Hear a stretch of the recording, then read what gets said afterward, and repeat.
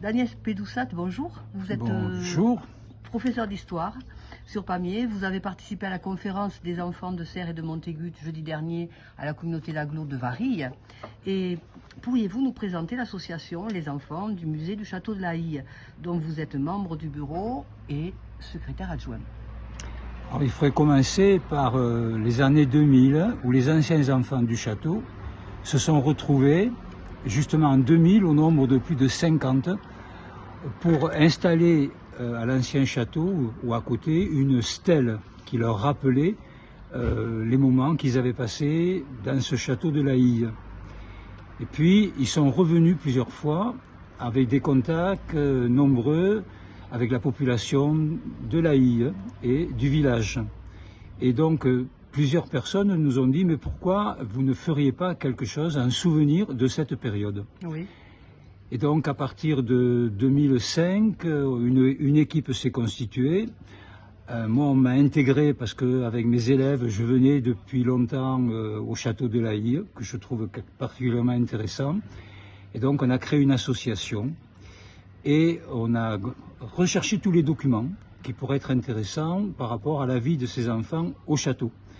Donc, on a fait appel aux enfants, on a fait appel aux habitants de la commune qui avaient des photos, qui avaient des documents. Et progressivement, on a élaboré un musée, un petit musée, donc avec 9 panneaux qui racontent justement l'histoire de ces enfants depuis l'origine de leur départ jusqu'à leur vie au château.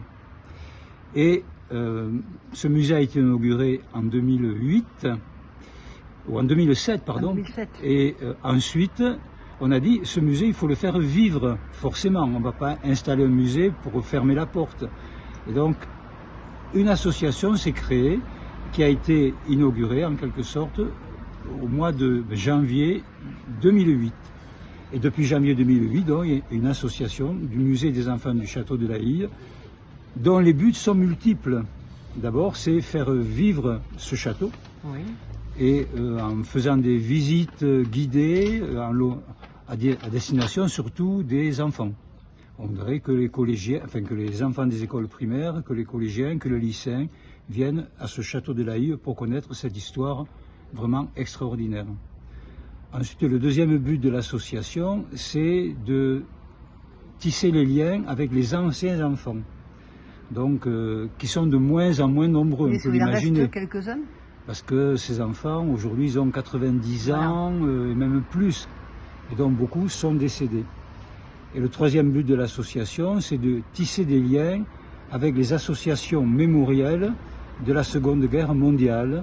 Par exemple, l'association du camp du Vernet, par exemple, l'association Mémoire et Résistance sur les guérilleros espagnols qui ont vécu en Ariège.